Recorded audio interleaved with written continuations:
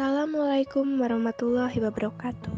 Halo semuanya, kami dari kelompok 2, kelas 11 IPA 3. Di sini kami akan menampilkan sebuah video pembelajaran tentang faktor-faktor yang mempengaruhi kejayaan Islam dan bukti kemajuan umat Islam pada masa Daulah Abbasiyah. Silakan simak ya teman-teman videonya. 1. Kemajuan Islam pada zaman Daulah Abbasiyah muncul setelah Daulah Umayyah di Damaskus runtuh. Daulah Abbasiyah dipelopori oleh Abu Abbas As-Saffah, salah satu keturunan Bani Abbas, paman Rasulullah SAW.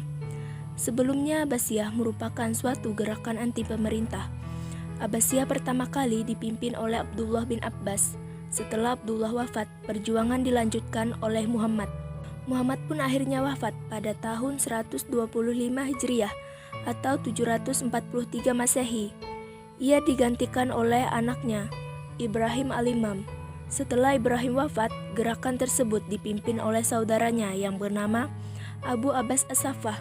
Pada tahun 132 Hijriah atau 750 Masehi, Daulah Abbasiyah resmi diterima umat Islam dan menggantikan Daulah Umayyah.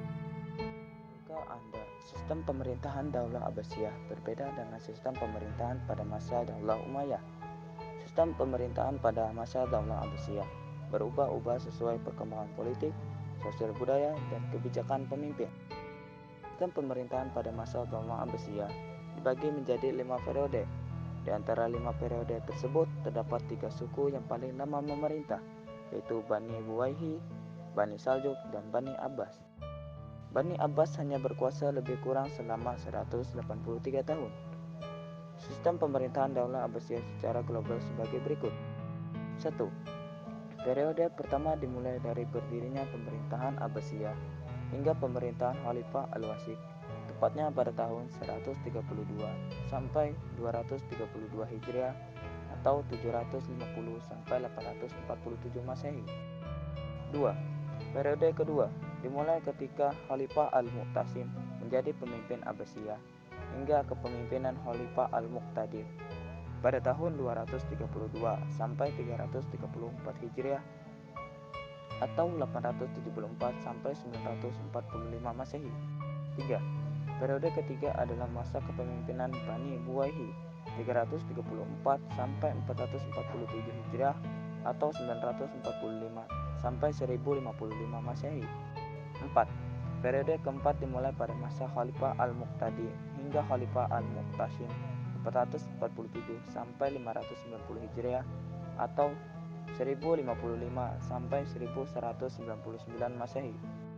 Periode kelima adalah masa ketika Daulah Abbasiyah yang tidak berkuasa oleh suku tertentu, yaitu pada tahun 590 sampai 656 Hijriah atau 1199 Masehi sampai 1258 Masehi. 2. Faktor-faktor yang memengaruhi kejayaan Islam. A. Faktor internal. 1. Konsistensi umat Islam terhadap ajaran Islam. 2. Adanya ajaran Islam yang mendorong umat Islam berlomba-lomba dalam kebaikan. 3. Islam sebagai rahmatan lil alamin.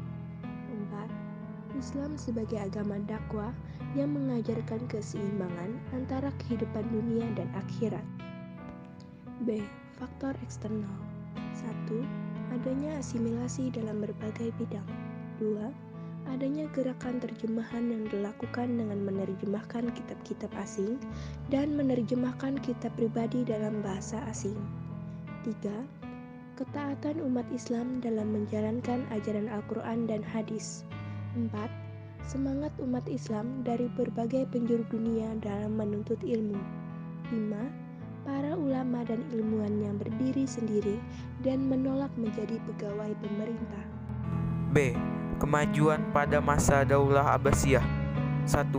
Kemajuan dalam bidang wilayah dan pemerintahan. A. Luasnya kekuasaan Daulah Abbasiyah yang meliputi beberapa wilayah hingga menguasai seluruh wilayah Asia Tengah dan Asia Timur. B. Adanya pemindahan ibu kota Daulah Abbasiyah, yaitu dari Al-Hashimiyah dekat Kufah ke Baghdad. C.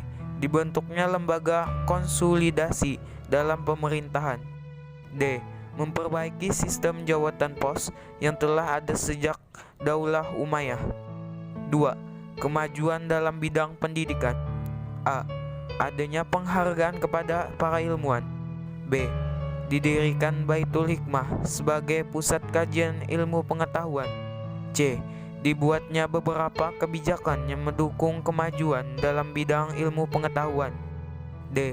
Lahirnya beberapa ilmuwan-ilmuwan terkemuka, yaitu 1. Tokoh ilmu tafsir, 2. Tokoh ilmu hadis, 3. Tokoh ilmu kalam, 4. Tokoh ilmu fikih, 5. Tokoh ilmu filsafat, 6. Tokoh ilmu kedokteran. 3. Kemajuan dalam bidang sosial dan fisik. Kejayaan Daulah Abbasiyah dikenal sebagai puncak kejayaan dan peradaban Islam. Beberapa bangunan peninggalan fisik tersebut sebagai berikut. 1. Memiliki seni ukir yang indah dan berkualitas tinggi. 2. Madrasah Nizamiyah dan Madrasah Hanafiyah di Baghdad. 3. Baitul Hikmah, yaitu perpustakaan yang berfungsi sebagai tempat penyimpanan buku-buku pengetahuan. 4. Maktab atau kutab, yaitu lembaga pendidikan dasar. 5.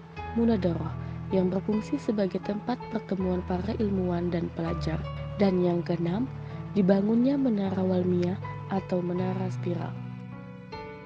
Sekian video pembelajaran dari kelompok kami. Semoga bermanfaat untuk kalian semua. Kurang lebihnya kami mohon maaf. Wassalamualaikum warahmatullahi wabarakatuh.